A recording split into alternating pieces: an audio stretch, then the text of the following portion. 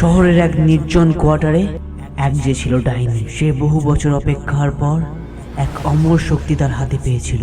এই মাসে অমাবস্যার পর ওই শক্তির মাধ্যমে ও অমর হয়ে যেত। তাই সে শক্তিকে সুরক্ষিত রাখার জন্য সেই নির্জন এলাকায় সে সেই শক্তিটাকে লুকিয়ে দিয়ে চলে যায়। কিন্তু একদিন ভুলবশত দুই ছেলে গল্প করতে করতে ওই নির্জন এলাকায় ঢুকে পড়ে, আর তাদের মধ্যে একজনের চোখ পড়ে ওই লাল উজ্জ্বল হৃদয়ের দিকে। তারা লোভ সামলাতে না পেরে ডাইনির ওই অমর শক্তিটা ওখান থেকে চুরি করে নিয়ে চলে যায়। এবং পরে যখন ডাইনি ওখানে আবার ফিরে আসে, এসে দেখে তার অমর শক্তিটা ওখানে আর ছিল না। সে তখন প্রচণ্ড রেগে গিয়ে তার শক্তি দিয়ে দেখার চেষ্টা করে যে তখন সেখানে কে এসেছিল, কে তার এই অমর শক্তিটা চুরি করে নিয়ে গেছে। এবং সব সত্যি জানার পর সে প্রচণ্ড রেগে গিয়ে সিদ্ধান্ত নেয় সে তাদের বাড়িতে নকল বউ সেজে যাবে এবং বউ সাজার অভিনয় করে ঠিক সময় বুঝে তাদের জীবনটাকে নরক করে দেবে।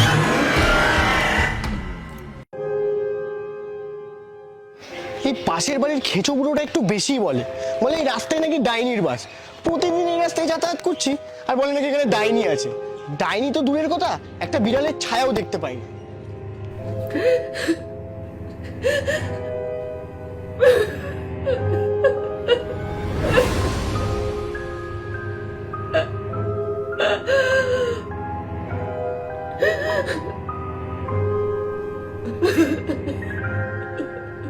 এক্সকিউজ মি, কিছু কি হয়েছে আপনার?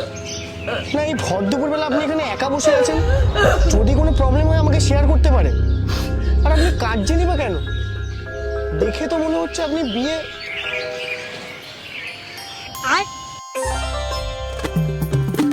এক মিনিট দাঁড়ান, আমি আসছি।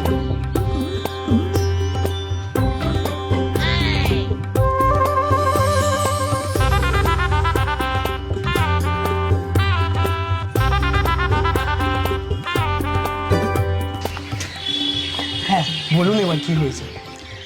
আজ আমার বিয়ে হওয়ার কথা ছিল, কিন্তু যার সাথে বিয়ে হওয়ার কথা ছিল সে আর এলোই না। আশেপাশের লোকেরা যা ইচ্ছা কথা শোনালো। লগ্নভ্রষ্ট হতে আমার আর বেশি সময় নেই। আমার আর মরা ছাড়া মনে হয় কোনো উপায় নেই। এই দাঁড়ান দাঁড়ান, এরকম কথা একদম বলবেন না। কেন জানি না, আপনাকে দেখার পর থেকে না আমার একটা আলাদা ফিলিংস কাজ করছে মনের মধ্যে। আর জানি না কেন আমার মনে হচ্ছে আমি আপনাকে এখানে একা ছেড়ে যেতে পারবো না। আর কেন জানি না আমার মাথাটাও আস্তে আস্তে ভারী হয়ে আসছে। কিন্তু আমি আপনার সাথে যাবই বা কি পরিচয়? লোকে কি ভাববে? আমি কি আপনাকে বিয়ে করতে পারি? আপনি? কিন্তু আপনার বাড়িতে?